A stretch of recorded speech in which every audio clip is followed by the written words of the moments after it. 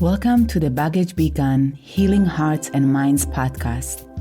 I'm your host, Tami Mahmali, a spiritual guide and hypnotherapist. I'm here to guide you on this healing journey toward holistic and spiritual well-being with ease. Each week, we will dive deep into the realms of self-discovery, offering you valuable tips, strategies, and actionable steps to help you restore harmony in your mind, body, and soul.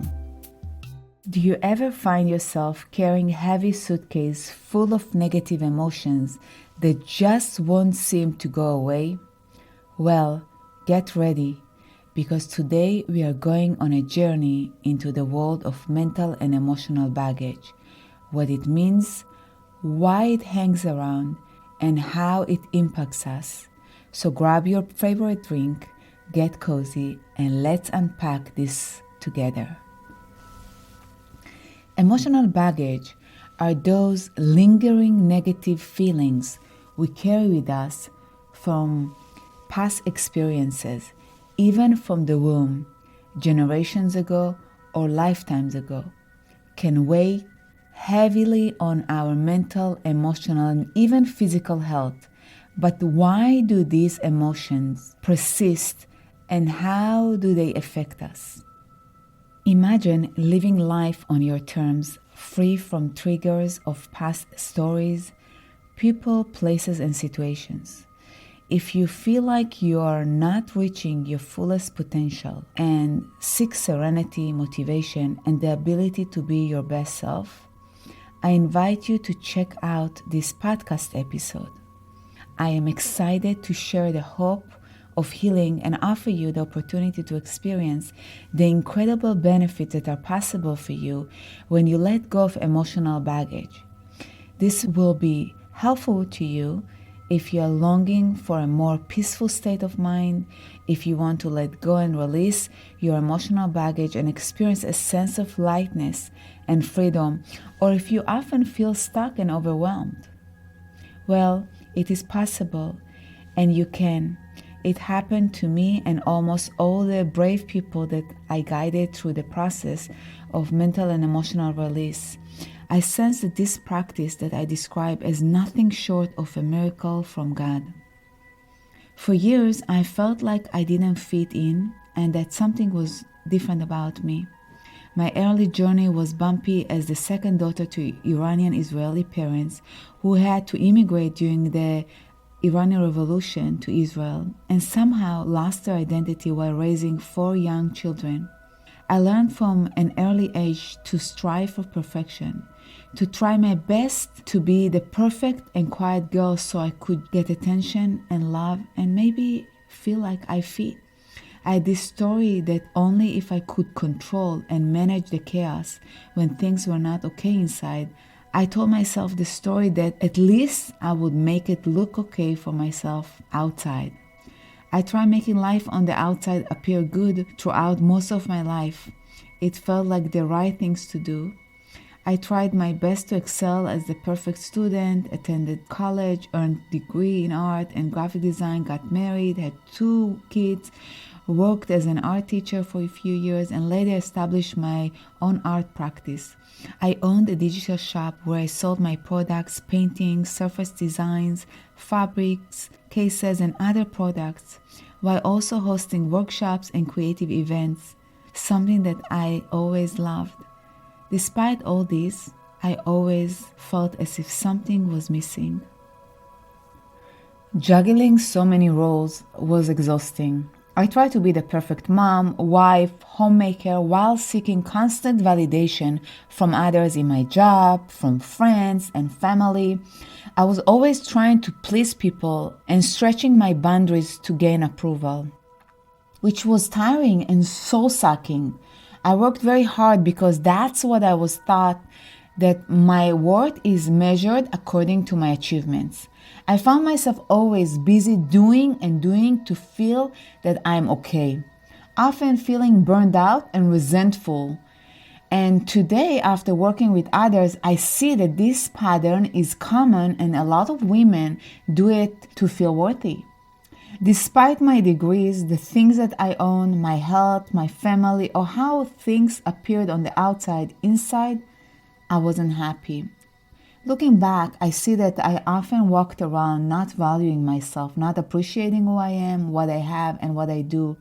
I felt shame and negativity turning to food and overworking to shut down the internal voices inside when I wasn't happy. That, of course, something that I often ignored. And I'm sure that some of you listening now can relate to that. Now that I work with others, I realize I'm not alone. Many of us have these inner voices guiding us. I was constantly seeking a cure for my overwhelming feelings, wondering if there was a pill to take away the pain. I went to therapy on and off for more than 20 years, hired coaches and other mentors, and read countless self-help books about healing and other topics. All that led me to my training. Slowly, I started diving into spirituality and seeking help to understand what was going on from the root cause and not just on the surface. Because after a while, you get sick of telling your story over and over without seeing a change. I had always been spiritual, but I was afraid to dive deep and heal the hidden parts of myself, which are layers to peel and to discover. When I finally found the courage to confront and heal these parts, I felt like a spiritual awakening. It was a transformative experience that felt like dying and being reborn. Going through this journey got me where I am today, where I found my purpose in guiding other women to heal, to improve, and change their lives. And it is never too late, no matter how old you are. I remember a moment I had one day when my girls were younger and I was washing dishes in the kitchen. Exhausted and feeling lonely on the brink of tears, a voice inside begged me to stop washing the dishes. I guess it was my inner child urging me to let go of the overworking habit that was ingrained in me since childhood and to stop doing things I did not enjoy. I remember that I paused and then I hugged myself, had a good cry, and from this point I felt compassion. And somehow remember to stop forcing myself to overwork, especially with the household chores that I hate doing. This moment marked a spiritual awakening for me. Since then, I've listened to my inner voices guiding me toward actions aligned with my higher self. It was a life-changing moment for me that led to making tough decisions and welcoming change. Listening to that voice several times started the transformation for me. That is when I started making the changes, decisions that I was avoiding for years. And that's when I started listening to my intuition and my inner voice that, of course, with the years just got better and better. And slowly I had to start learning to tap into doing the things that I liked and made me feel happy. I stopped hiding myself, my art, and my voice. Yet I realized that I didn't know how to slow down, relax, or enjoy things. I found out that I was afraid to do self-care and have fun since I wasn't used to it and it didn't feel safe. As the first daughter in my family from early age, I don't know if it was cultural or whatever it was, I was handed a lot of responsibilities that felt overwhelming. So growing up, I was taught to be serious and not open up because having fun and laughing didn't feel safe. A story that I told myself. Therefore, I had to give myself permission to take naps, enjoy little things that spark joy, which was basically reprogramming my limiting beliefs that fun is natural and okay.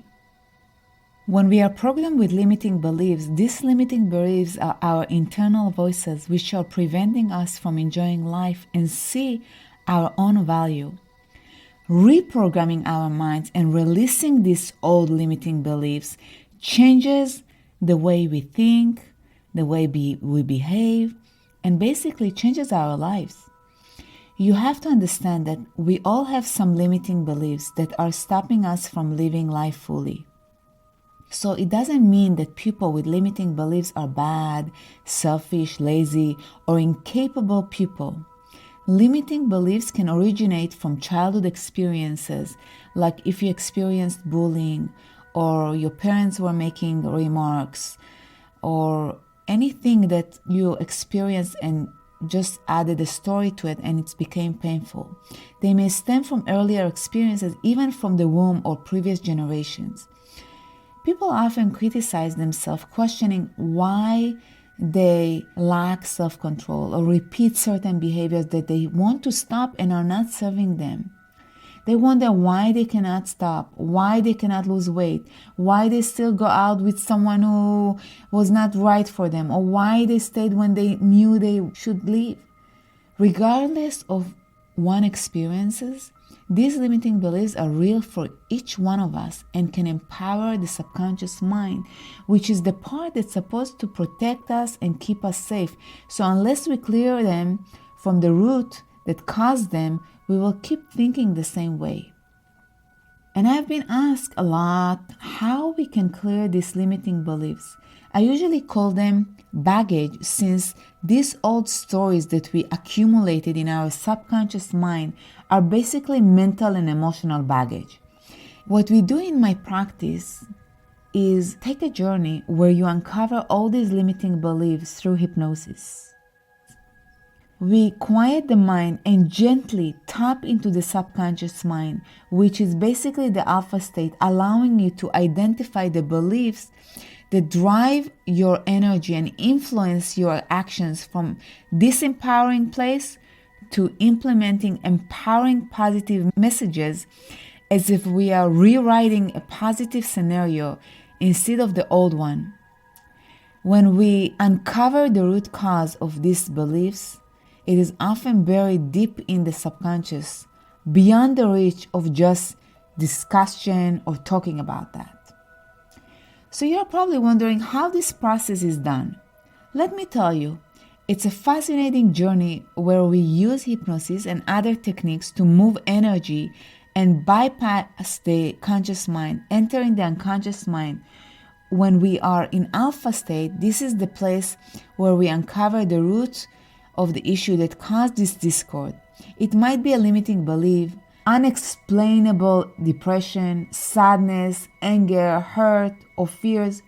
I've treated people who had a fear of water, never took swimming classes, and then they found out that they drowned in one of their lifetimes. So these experiences are just fascinating. This is a beautiful process where you may witness images and flashbacks, seeing yourself when the issue first happened. And as we go through the process and you are in the alpha state, which is very similar to meditation time, you may see vivid images and be able to visualize life experiences, other people and situations from the past through your subconscious mind, guided to discover where it all began, so we can clear the energetic baggage stored in your body and mind. Through your intuition, you can even find out how many generations back or lifetimes ago these feelings started. And this journey is a process that unfolds over time, much like peeling layers of an onion. We clear these layers because they are deeply stored in your subconscious mind.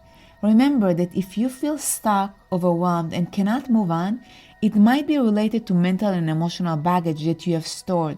After all, the events, situations, and experiences from our childhood shape our perceptions as we assign meanings, interpretations, and stories to them. When we understand the significance we attach to these events that happened in the past, which are no longer relevant, and with awareness, visit the events with new interpretations, new meanings, having compassion and understanding for our past selves, for carrying this baggage for so many years later, we are able to rewire our subconscious mind and adopt new beliefs. Now, with different perspective and meaning, we approach these events differently, resulting in a shift in our interpretations, and gaining new understanding. This process of healing allows us to feel differently, calmer, in peace as we look at things from a fresh angle. It is interesting when you can observe families with, let's say, 4 kids, each with a different story about their childhood, even though they live in the same home with the same family.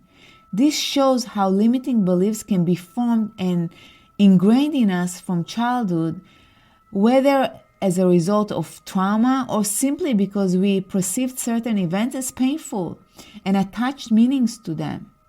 Then all of a sudden you can see it when something happens and we create a story and tell ourselves, oh yeah, it will never work for me.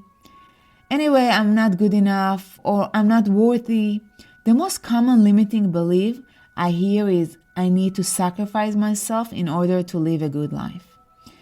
I need to sacrifice myself to be rich, to get married, etc. And you might be running your life based on these limiting beliefs that were formed earlier in your life. These programmed limiting beliefs will persist until we clear them for the root cause of the issue and replace them with new stories, ideas, and beliefs. Otherwise, you might feel stuck in a loop, experiences the same situations repeatedly, leading to feelings of anxiety and overwhelm. And often it's because the story in the back of your head might be, it is impossible for me. It will never happen for me. I won't be able to get married. I won't be able to make money or live a fulfilling life. The great news is that our internal thoughts, stories, and narrative can be rewired and changed in the subconscious mind. That's the reason that talking about these events over and over won't bring about change. It requires diving deep, gaining awareness, and assigning a new perspective. This is what we call clearing the old beliefs after understanding their root, how they started. This is how we can release fears, anger, sadness, depression, hurt, guilt, shame, and other stored emotions. And this is an important thing to know, that we are not alone when we start this process. It will help not only ourselves, but also the people, family around us, since with our energy, we will impact others to change. And by doing this work, you can end generations of unwanted behavior, often dysfunction. Here your healings begin, bringing an end to the lineage of generations' patterns. It is mind-blowing to watch and see the ripple effect of healing as a result of clearing that shows up as an energy shift in almost all areas of our lives and our relationships, which is a gift after cleaning mental and emotional baggage. For example, some people start the journey to gain confidence in their business and earn more money. Others start because they want to find their soulmates. When we work on limiting beliefs from childhood, we often find out self-talk that sounds like, I'm not deserving of a good life because I'm not good enough. And we find out that it started at age 5 or 6, sometimes it's earlier, when mom was busy and looked like she was not present and dad was always on business trips. They find out that those events from their childhood made them feel as if they are unwanted or they were abandoned, since no one explained that dad is going to be away for work. They felt sometimes that they were unwanted, maybe even different, and feeling like we are different and that we don't belong is a big limiting belief from childhood that can be translated to, I am different, therefore I am not like everyone. That may result in feeling disconnected, rejected, and abandoned, since they felt people were not available, so love is not available to them. When we heal this and go deeper to discover the cause of the wound and clear them, we also gain a new understanding about our strength, power, resilience, and we also learn to love ourselves. By this time, people that I work with who go through the process start journaling and establishing a morning routine, often a meditation routine, and they feel all of a sudden a shift in themselves and their environment, the people around them. Meeting people that are energetically aligned with their values, they set healthy boundaries, they start asking for what they want. They leave jobs, careers, relationships that are no longer serving them so they can live a full life.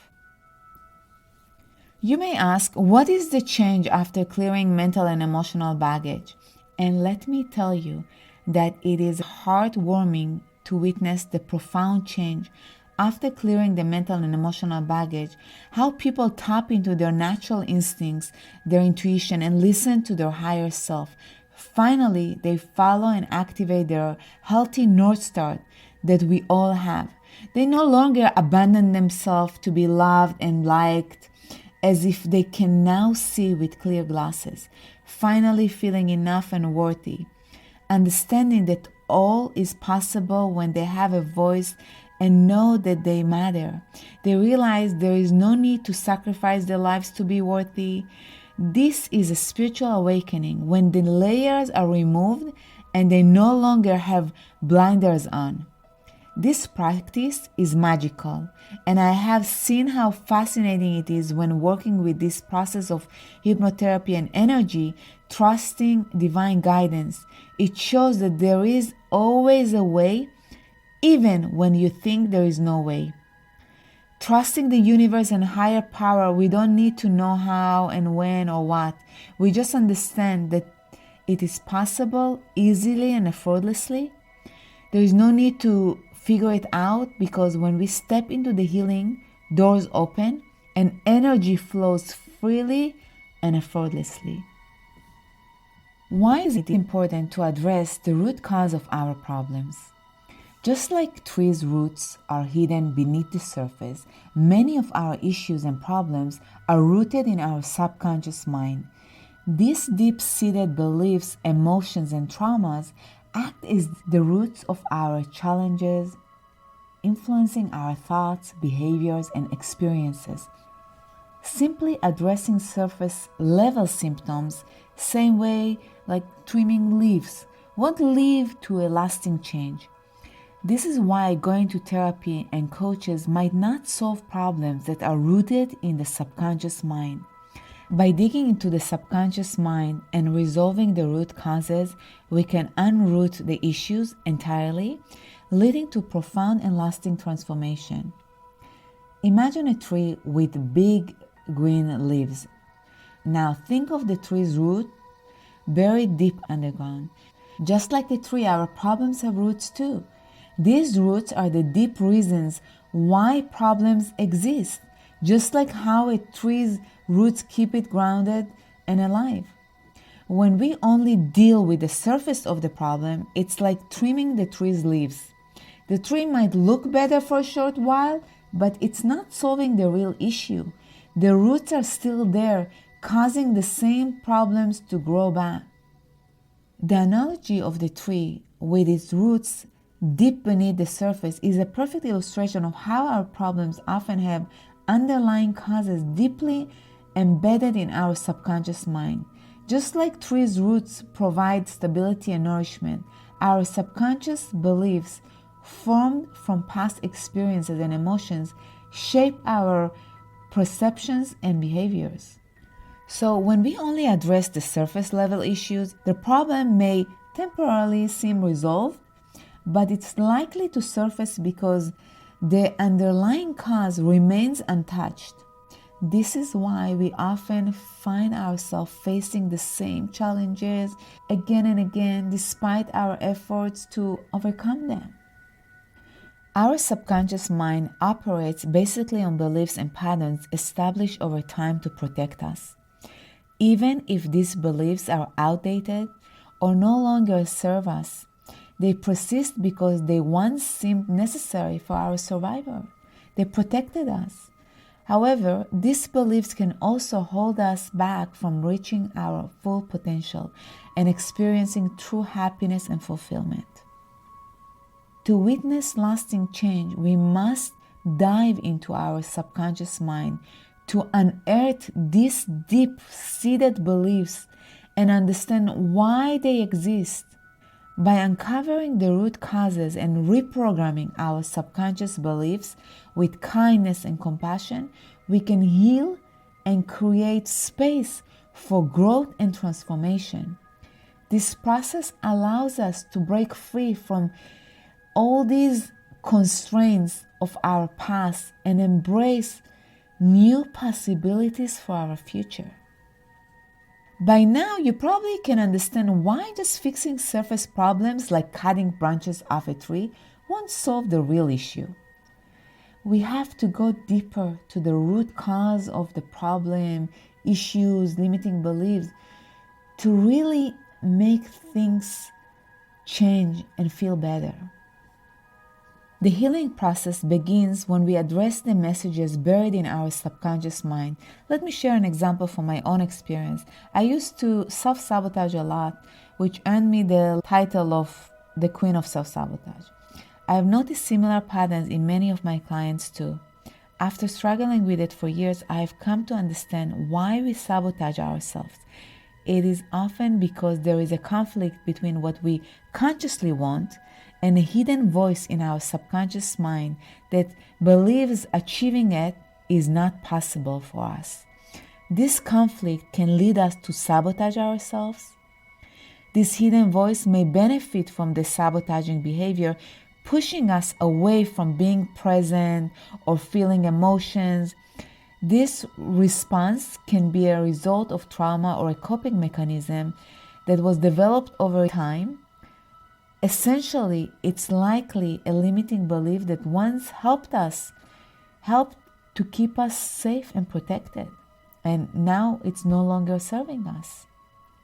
The good news is that when we go through this journey to uncover the root cause of this behavior, clearing the limiting belief and rewiring with new programming, we no longer feel like we want to engage in sabotaging behavior. This helps us gain new trust and confidence in ourselves and our abilities. I have examples of women who want to get married, but they always end up with unavailable guys. Yet, after going through this process, all of a sudden, they don't feel like sabotaging themselves anymore. And they gain confidence in themselves and what they want. So they start attracting different kind of people that actually align with their values. Another example I'm sure working mothers can relate to is my own experience. As a mother myself, it was challenging to run a business and be a mom because I had the limiting belief that I couldn't do both well. It took time to let go of perfectionism and give myself permission not to sabotage. I had a voice telling me it was impossible to excel at both. I had to examine all the parts and accept that everything will be okay and I could still show up in my business and do a good job. I had to make peace so I wouldn't sabotage my business when I had to pause to do, for example, the wash dishes, do the laundry or whatever in the middle of the day. Going through the process, I found out that my deepest fear was not being good enough. And I was always afraid to be judged and shamed by others if I did a bad job. I had to dive deep and understand where the fear originated, and it made a huge difference when I actually went through the process. If you like to find for yourself some answers, you can tap into your intuition, and a great way to uncover these voices within yourself is to pause, take deep breaths in and out, relax your body, and ask yourself questions. And you can use a journal and write about what you're feeling. Where do you feel the feelings? Where are these emotions in your body?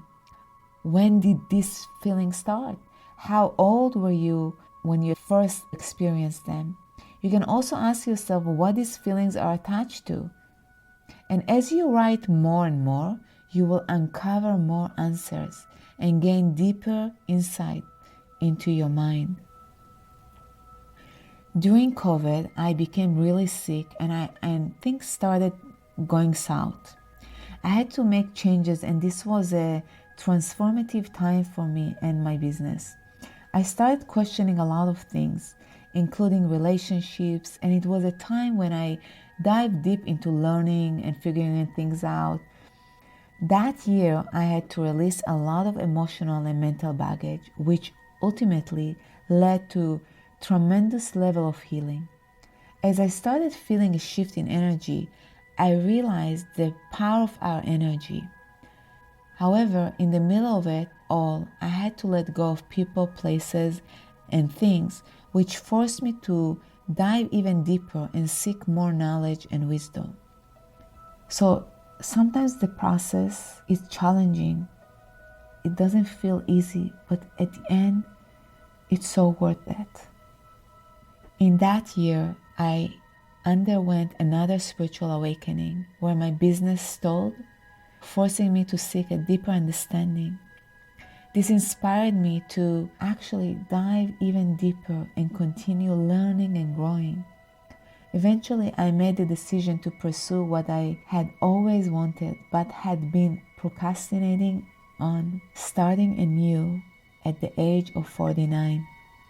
It was terrifying for me as it felt like losing my identity. I had to clear limiting beliefs and energetic blocks and continuously learn new techniques from great healers and mentors who share their knowledge with me. And for the procrastinators, I learned that it's better to start now instead of waiting for the perfect time, especially for those who often procrastinate. And I'm one of you. If you often feel bad or guilty about procrastinating and not doing what you want to do, beating yourself up over and over, it might be a time to dive deep and examine your fears. It could be a perfectionist tendency, feeling I'm not good enough, or fearing others' criticism or judgment, something that often lingered in the back of my head. For me, it was more like no one will show up, so what's the point? And I will fail anyway. Let me tell you that when you start, no matter how small, it creates a ripple effect that eventually leads to progress. The best part is that we always learn something, and one action can lead to many other positive outcomes instead of doing nothing and waiting. I learned in the process to be gentle and grateful for everything I do, no matter how small. This mindset helped me to be compassionate and loving towards myself because, like you, I might be putting too much on my plate, my calendar. Instead, I need to give myself some compassion and break tasks down into smaller segments, manageable steps. It's important to celebrate also the things that you actually accomplish instead of focusing on what you didn't do. For me, I was often advised to put only 3 things on my calendar and then celebrate my wins, no matter how small. This will train your mind to recognize what a win looks like, and it will boost your confidence and teaches you to advocate for yourself. Writing down your wins in your journal will allow you to see all the small victories that eventually add up to big wins. All the healing work that I did on myself eventually led to my practice and my experience of holistic healing with hypnotherapy and energy work. I've learned what works and what doesn't. As an intuitive energy path, I've come to understand the power of our energy and the significance of clearing limiting beliefs that are stored in our subconscious mind to guide in healing and progress in our lives. I am constantly taking courses, seminars, workshops, wanting to learn more. I love sharing what I've discovered with others. In my practice, I use methods like hypnosis and intuitive energy work to help people release emotional blocks in their bodies. Sometimes people get nervous about the hypnosis part because of how it's shown in movies, But really, hypnosis is just a natural state of deep relaxation. It's like daydreaming, where your mind is open to positive suggestions.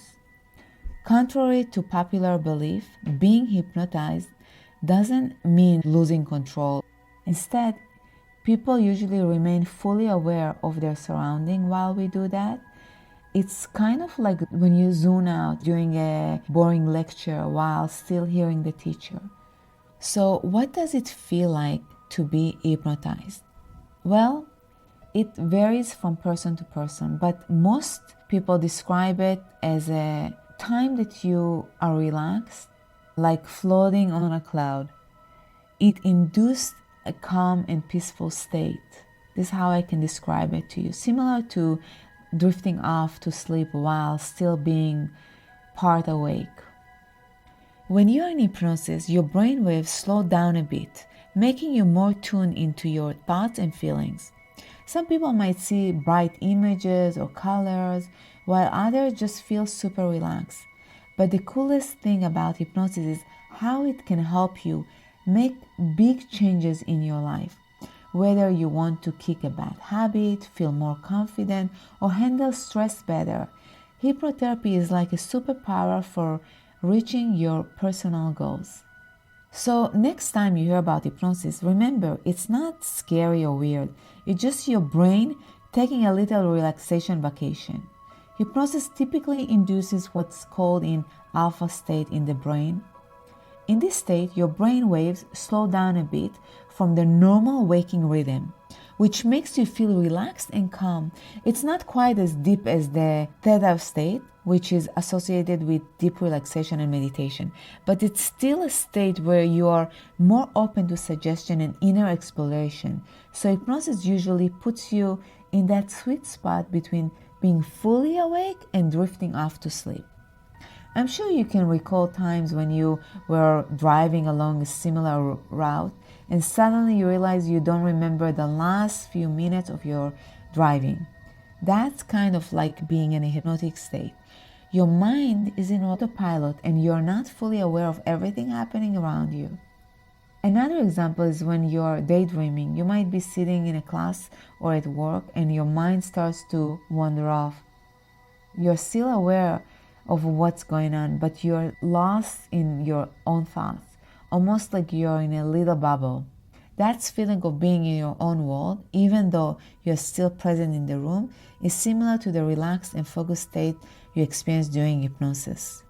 So just like those moments when you're driving or daydreaming, hypnosis is a state where your mind is kind of tuned out from the outside world and tuned in to your inner thoughts and feelings. It's a natural and familiar experience that we all have from time to time. You can talk, move around, and you're still aware of your surroundings, like the noises of the gardener mowing the grass or the traffic outside. You're just in a meditative state. When I work with people, I assure them that they will be super relaxed while listening to my voice. They will be able to visualize images, pictures, messages, and we also interact with each other, so they are fully awake. Nothing to worry about. It's actually super exciting when they open their eyes and find themselves with a sense of peace, clarity, and often the answers to questions they were longing to know. During difficult times, we can also self-hypnotize ourselves by practicing self-hypnosis. I guide clients on how to enter deep meditative states with suggestion and other meditation and audios to continue the healing after our process together. This technique is very helpful during challenging moments or situations such as difficulty sleeping, going to the dentist, before going on stage, job interviews, dates, big events, tests, and you name it. I like to offer my clients to pause whenever they feel stuck, overwhelmed, or they feel like procrastinating instead of pushing through the situation. I encourage them to take moments, even set a timer and journal, pausing for a few moments to feel it in their body and understand what they're feeling. They can ask themselves questions like, what am I feeling? Where am I feeling it? Why? What's going on? Is it confusion, overwhelm, frustration, anxiety, resentment, uncertainty, insecurity, disappointment, or I'm feeling powerless? Reflecting on when it started and repeatedly exploring it until they understand the root cause can help them realize that there is no charge attached to it after a while. Lastly, I want to encourage you to tap into your higher self and intuition to find the answers that lie within you, and you have the power to heal yourself. Yes, you do. Remember, change comes when we change and reprogram our internal story. So believe that you can do it. Everything is possible for you, and it will work for you. That's right. If you're curious and want to dive deeper, you are in the right space. I ask you to look within for all the things that you want to do, be, and have. Join me at the Baggage Begun Healing Hearts and Minds podcast with new episodes every Wednesday as we discover the path towards healing and transformation.